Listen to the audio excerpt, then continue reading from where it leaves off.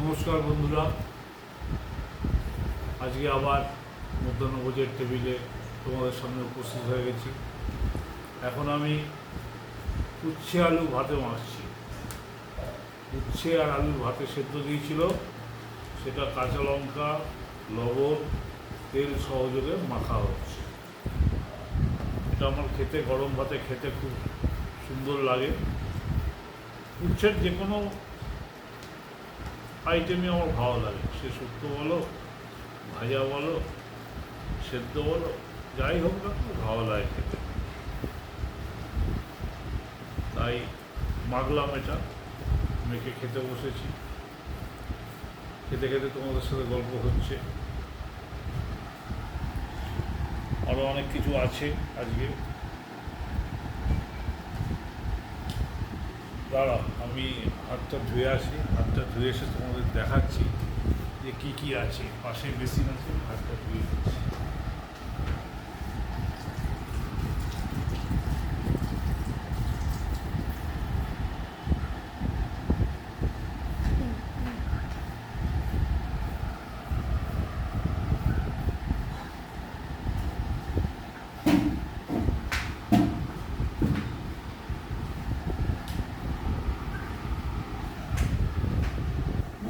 এখানে দেখো, প্রথমেই আছে লাল শাক।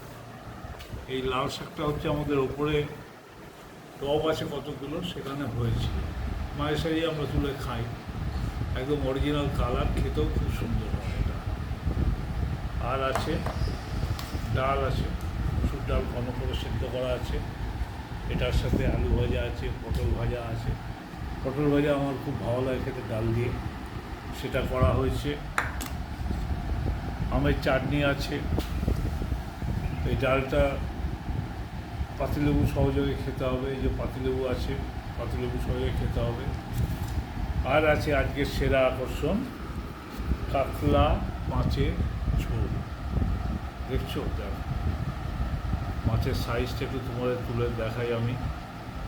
খুব সুন্দর সাইজ, দেখ কাতলা মাছের সাইজ দেখেছো। রান্নাটাও হয়েছে মনে হচ্ছে জম্পেশ।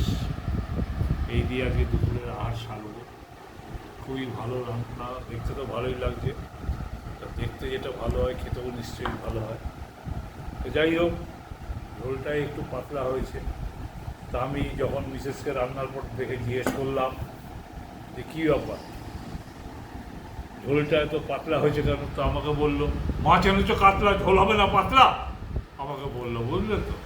এটা শুনে তো আমার আর কিছু বলার ছিল না। সে যাই হোক, মাছ এনেছি কাতলা, ঝোল হয়েছে পাতলা, আর কিছু বলার নেই। এখন খেয়ে দেখি সেই পাতলা ঝোলের কি মহিমা আছে। তোমরাও নিশ্চয়ই কারো খাওয়া হয়ে গেছে বা খেয়েও মধ্যাহ্নভোজের খেতে বসবে, সেই আয়োজন চলছে। ভালো থাকবে, চ্যানেলটিকে সাবস্ক্রাইব করবে, পাশে রাখা বেল আইকনটিতে ক্লিক করবে, যাতে আমার চ্যানেলে আসা নতুন নতুন ভিডিওগুলোর নোটিফিকেশান সবার আগে তোমাদের কাছে পৌঁছে। ভালো থাকবে।